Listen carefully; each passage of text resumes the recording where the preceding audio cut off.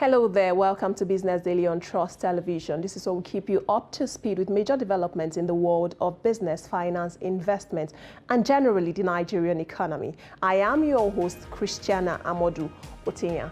On today's edition of the program, we'll be focusing on the economic plans of the key presidential candidates of the top three parties in the country. Now, as Nigerians await with bated breath the 2023 elections, there is a lot of curiosity with regards to plans put in place by leading presidential candidates towards revamping the Nigerian economy, which is in tandem to creating sustainable living standards for the nation's citizenry. On today's edition of the program, our focal point will be on the economic plans of Nigeria's leading aspirants for the presidency on the run-up to the elections. I will be joined on the program by two gentlemen, Joseph Agwe, political and economic analyst, and Dr. Aliu Ilyas, a financial analyst. They will be giving perspective to these issues, even as we take a cursory look at this plan. What are the intentions of this plan for the Nigerian economy, and basically how are we going to ensure that the economy is propelled towards the path of prosperity, because then that's what affects Nigerians going about their daily businesses. I'll hold my fire here, take a short break. When I come back, the program continue and you get to meet my guest. Please stay.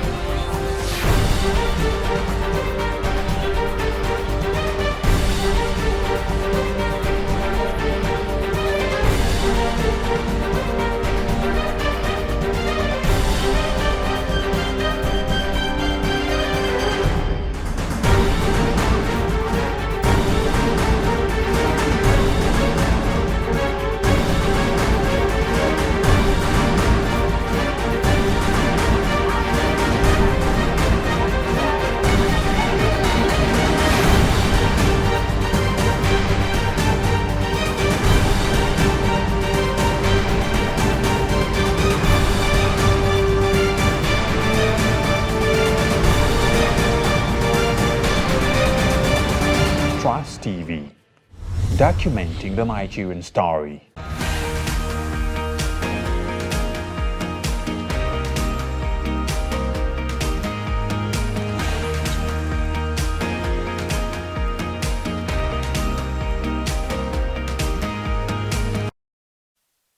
Welcome back, and thank you for still staying there with us on the program. This is Business Daily coming to you from Trust Television. Now, I have my guest with me now in the studio.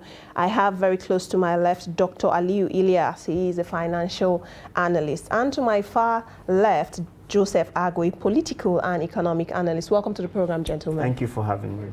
Now, just before we delve into the discussion of the day, we were able to put together some of the key highlights of these plans by these aspirants, and we selected the three major political parties because we know we have seen those people make wave, talking about Atiku Abubakar, Bola Ahmed Tinubu, and Peter Obi. We have seen a lot of conversations surround those three major political parties. Now, taking a look at starting with Atiku Abubakar, the 2023 economic agenda for him. Now, he's talking about a 10 billion economic stimulus fund within his first 100 days in office. He has also vowed to privatize refinery rather than revitalize them, proposed legislation to remove electricity from exclusive list, reaffirm the critical sector of private leadership and greater private sector participation in development, and also reaffirm the critical sector of private leadership and greater participation in development, repositioning the public sector to focus on its core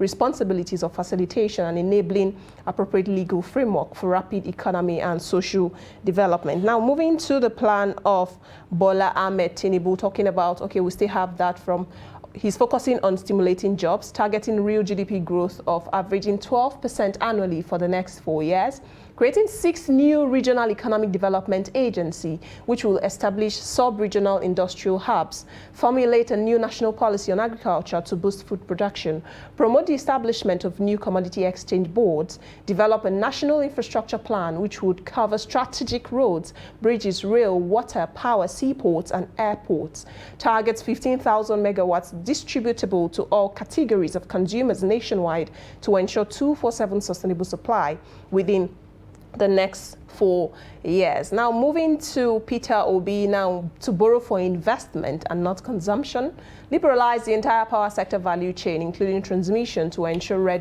steady power supply, encourage the setting up of more local refineries by private sector, limit government involvement in the power sector, deal with the issue of insecurity by overhauling the entire security architecture, pledge to bring fuel subsidy to an end. Now, let me come back to my guest now in the studio. Now, we have seen what have been put on paper by these presidential aspirants, especially to the run-up of the campaign season as expected to kickstart.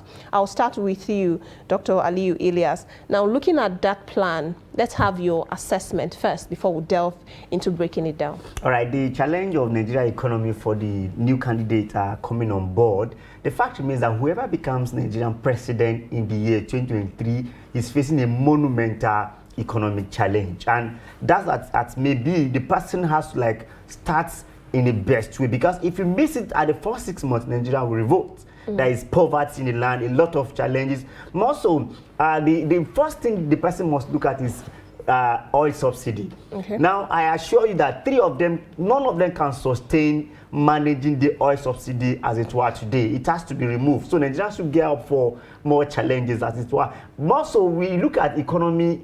I want us to really move away from supermarket economic policy. It's not like that. So most people will think when I became the president, this is what I would. We are not talking about supermarket, a superstore. We're talking about an economy. Yeah. And when we talk about economy, a lot of things need to be put in place. You know, you have to be strategic. You have to have short-time plan, medium-time plan, and long-time plan. All these things will come together.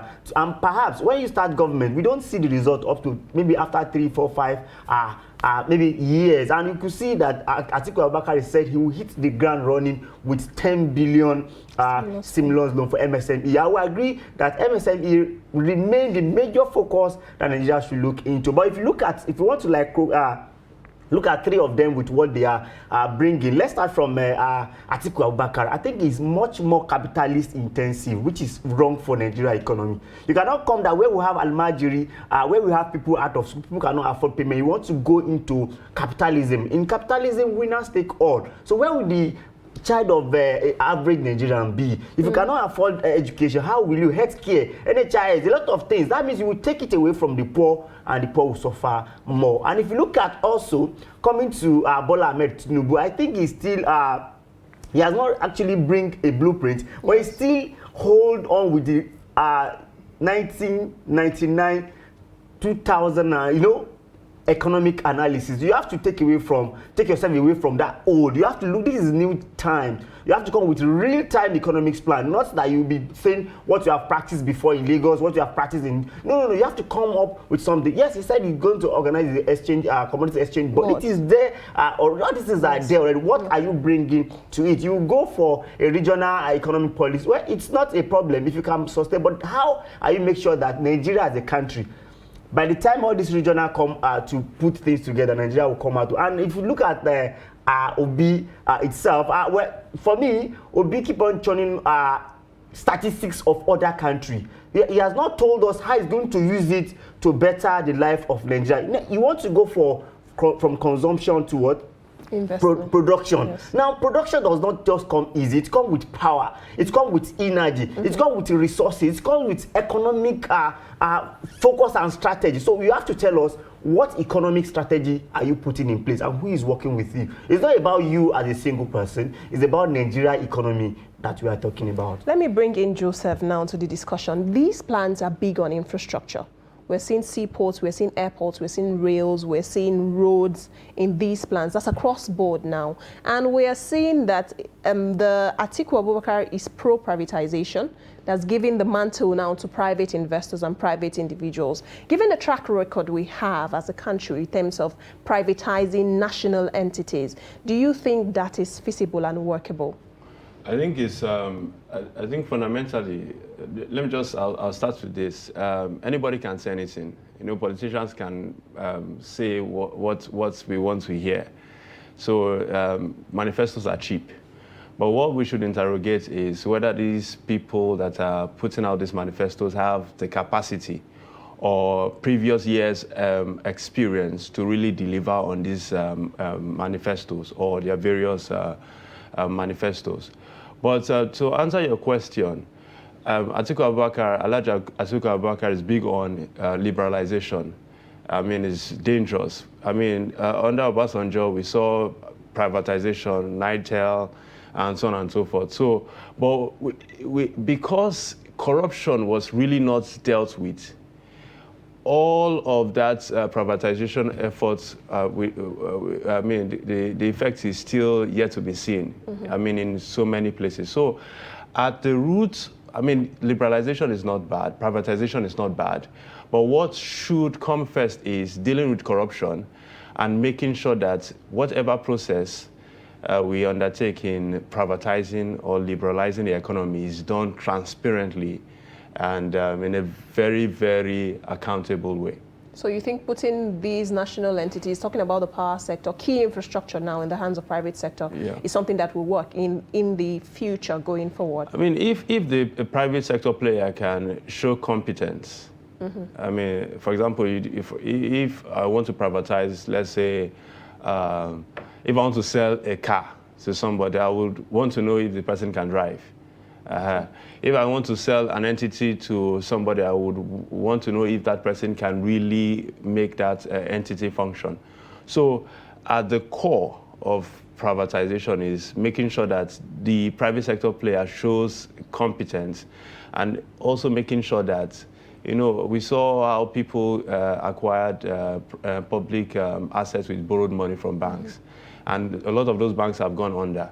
So because that process was not really transparent enough, I mean, a lot was waved away. We got into trouble with privatization. So privatization is not bad, but we should ensure that it is done transparently and the private sector player is made to show competence. Okay, just before we continue with this conversation, we spoke to some Nigerians and respondents, and they have outlined what they expect from whosoever will become the president of Nigeria in 2023, especially in the front of the economy. Take a listen to what they had to say.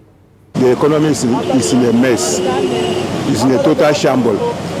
Looking at the exchange rate, honestly, we are not where we ought to be as a nation.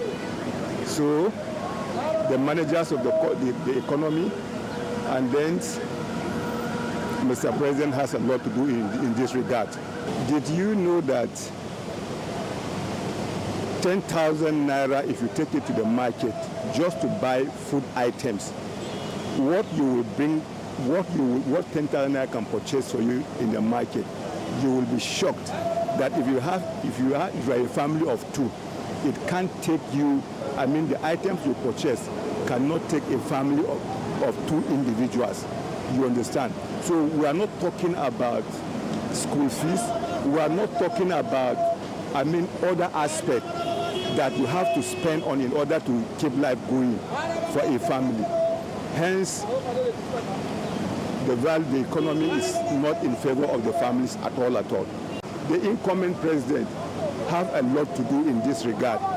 We are not looking at whether you are a Yoruba or whatever, an average Nigerian want to feel the impact of the economy.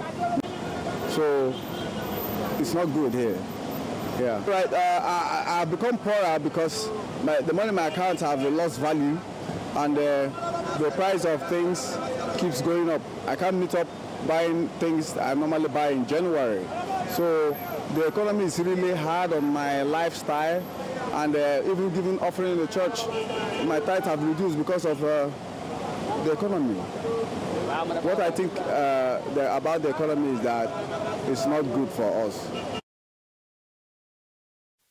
Now, from the last responder there, saying even giving tithe in his church has become a challenge. Now, we are seeing Nigerians harping on the value of the naira, which translates then to standard of living in the country. Dr. Elias, let me start from you. Respond to what you just heard from those gentlemen. They're talking about, now I was giving tithe of so and so amount. Now the value of my money cannot even allow me to give more to God. It's always even good. I could even think about tithe at this point in time. However, major problem of Nigeria is purchasing power. You know, you have the money you have goes to the market, and you can't bring anything good home for it. But the thing is, let's look at our mainstay of the economy, which is the oil and gas sector. Now, if you look at the oil and gas sector, if you look at the major foreign earnings of Nigeria is from oil and gas sector. So once this is down, dollar, everything, petrol, dollar, what have you had, will definitely have a problem. So looking at that, if you look at Saudi Aramco, British Petroleum, these are state-owned companies, and they are doing very, very fine. So for me, does Nigeria should privatize all the refineries, privatize it? It will definitely not work, because your hand must be there. Look, let's look at power holding. Now it is privatized, and it was privatized with portfolio. Like my brother was talking about corruption. I think corruption is another problem. If you look at the power holding, it was privatized with portfolio. Those people did not bring any investment. They came to Nigeria, go to Nigerian banks, get some money, and invest there. And up to now, there is no any value added to it. In fact, Nigeria still control the transmission company. So these are the problems. So for any government that is coming, has to really, really sit down, strategize on short time, long time, medium time, and long time. And for short time, like I said, Nigeria should brace up. There will be removal of fuel subsidy for Nigeria to survive, because you know why?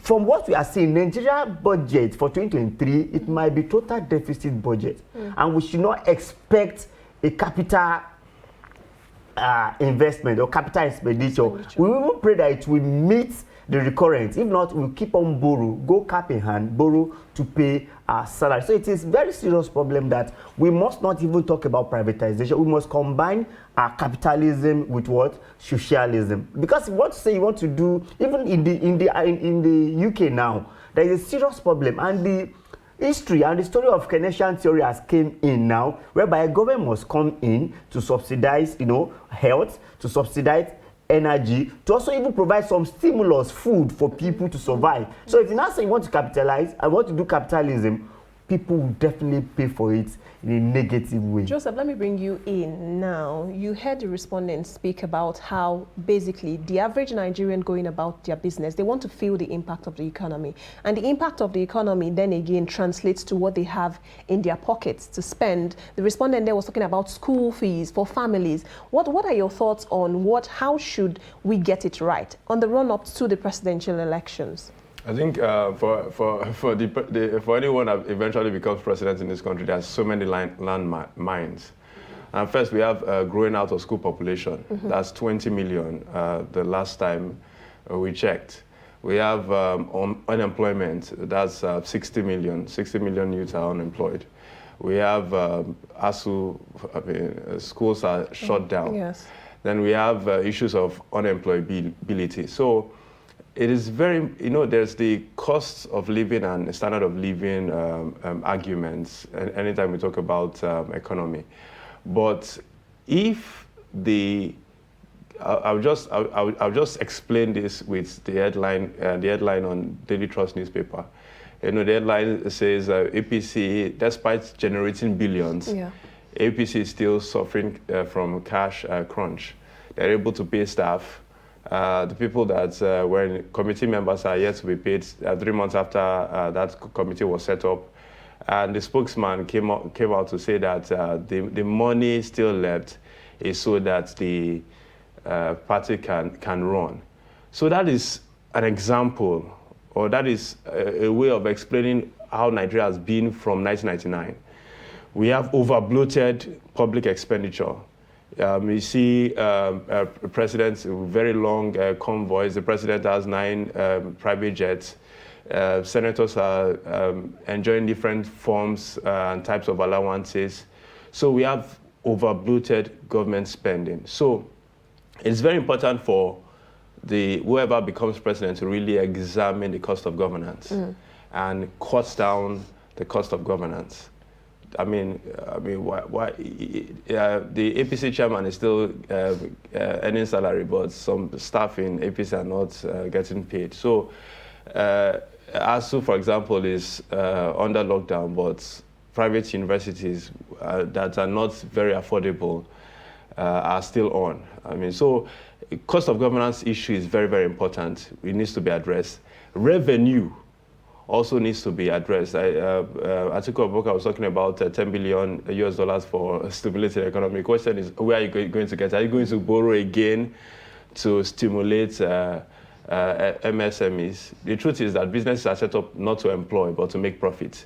So if you give a businessman more money, he will be looking at how he can maximize profit. He will be looking at technology to see how much of people he can lay off so that technology can take their place. So revenue we need to have a very robust discussion on revenue. There's gold mining in Zamfara. How much of it translates to revenue? There is oil that's been stolen. Very few translates to revenue. Taxes, FRS, how much does it collect? How much, so we need to really have a discussion on revenue. Then debts, our debt profile. I mean, external debt alone is about 6 trillion. So we really need to sit down to ask ourselves, are we still going to go out borrowing? And even if we're going to go out borrowing, what purpose are we going to go out borrowing? Are we going to go out borrowing to pay salaries, or go out borrowing to take on some white elephant projects? So fundamentally, finally, the issue of corruption. The government really needs to see how they can plug leakages and ensure that there is more transparency in government. I mean, reports, the budget, for example, look at our budget performance. Yes.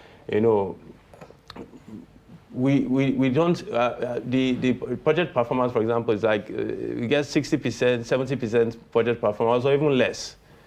So the money that is not even enough, we are not even able to really take to full time. So any person that becomes president will really need to examine all of these issues. Dr. Elias, I want you to speak to the economic projection, especially for Bola Ahmed Tinubu. He talked about a 12% economic growth in the first 4 years. Is this rather not a tall order, considering the fact that we are still doing at about 3% thereabout? Well, if you recall, when we were in recession, we have to spend our way out of recession. So the challenge is that where is going to garner these resources to achieve this? But it's quite achievable, because if you look at what he said it's going to set up a regional economic agencies. So if he was able to set up this, and you know, when you are setting up regional, the beauty of this is that you are going to center your focus on the strengths, comparative advantage in that region. Perhaps we could say not. Maybe the granules, you know, the tomatoes and what have you. If you go to the south, you look at south, the oil, you know, Lagos, look at the seaport and what. If we can galvanize all this, I think it's achievable. But another thing is that he is only the driver. What about the conductor? What about the people, the players? What are they going to put in? So if we can put everything in, because that's the problem. Now we have our economic plan for 2021 to 2025. Is it going to push it away? And another thing is that if you recall Obasanjo project that time, we have what we call needs.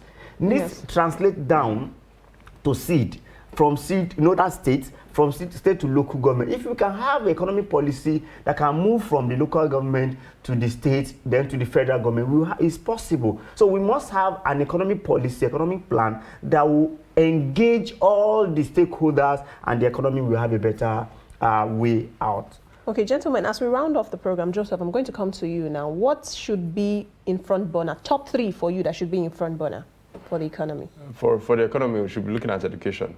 Okay. I mean, investments in education and the retooling. When I talk about education, I'm talking about human capacity development. You know, the truth is that for you to drive development, you need a literate population. So basic education, we need to really look at that.